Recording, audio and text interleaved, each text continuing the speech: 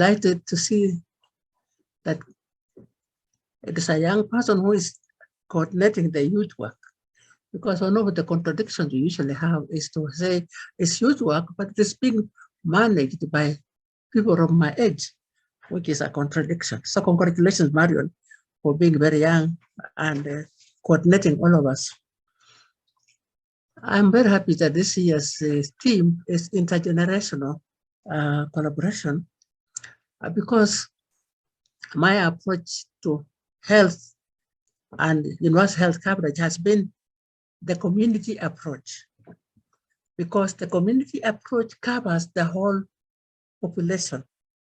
You cannot be happy in a family if members of that family are unwell, whether they are very young people or very old people.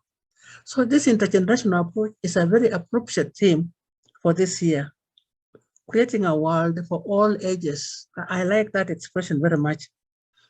The sub-theme of today is fostering intergeneration solidarity towards universal health coverage. That also happens to be down my alley.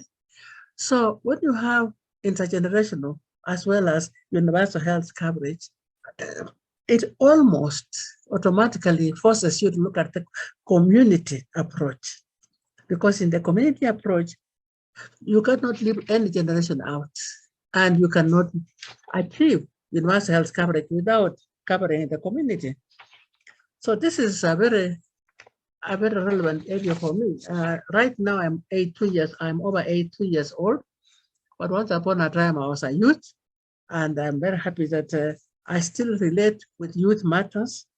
And in 1995, we established the Uzima Foundation, which was a youth-focused organization. So this is a very good approach.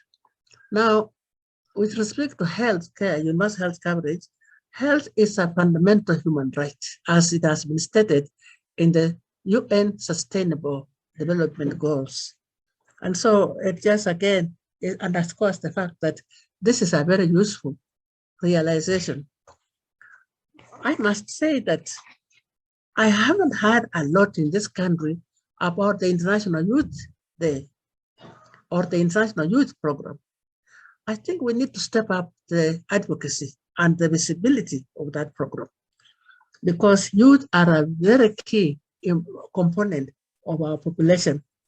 If you look at the population under 35, which is the age we normally think about youth, you are more than 35%, or sometimes they say 50%. So it's a very major proportion. And this is a very important point. So if we are going to have intergenerational and we are going to have universal health coverage, then as I said, it automatically says you must look at the community. And in looking at the community, it has other advantages, that when you have community approach, it requires that you discuss issues with the people. You don't just stay in a health center and give people injections and so on and so on. You have to have a discussion. And this increases the information in the community. It brings up the information in the community and helps general and overall development. And so it increases use of mother and child health, it increases vaccinations and so on.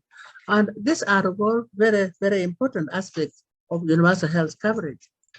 Now, when you are having this universal health coverage as within intergenerational approach, it's also very important that it is affordable. And that's one of the advantages of the community approach. Because in the community approach, you are bringing people to the community. You train community health workers who work with the people.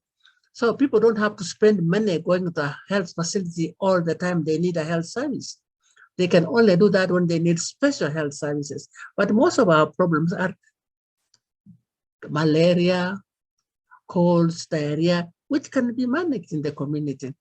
So the community approach is much cheaper than having big hospitals. And I know Kenyans like big hospitals, but it is not necessarily the best, because if you can't afford it, then you can't have it. So it puts an end to what you would like to have. So I think that the International Youth Day as well as having intergenerational approach within the context of universal health coverage, you have really covered a lot of ground. And all I can say is that we, the elders, are very happy about this because we would like to have young youth, yeah, healthy youth. And when you're a grandmother like me, without youth, you feel naked. So we would like to see you coming up strong and healthy to take this country forward in a way that is, you are promoting each other's health, you are promoting the health of the younger people than you are promoting the health of the adults and the elderly like me, and we can have a wonderfully, wonderfully healthy nation. So I have seen a lot of possibilities in Kenya, and I would like to say that I stand by you to see you move forward, to clap for you as you move forward, and occasionally to be involved in working with you.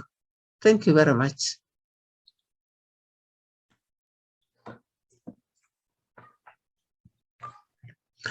And so finally, I should just say that finally, I bless you all. I give you my blessing as a grandmother, as a mother. I bless your future. I bless your professional lives. And may this International Youth Day become a day of blessing the youth so that they can move forward in joy and in peace. Our elders believed that if the elders speak against you or say negative things about you, they block your way. So let us open the way of the youth by blessing you and opening your doors for the future. Thank you very much.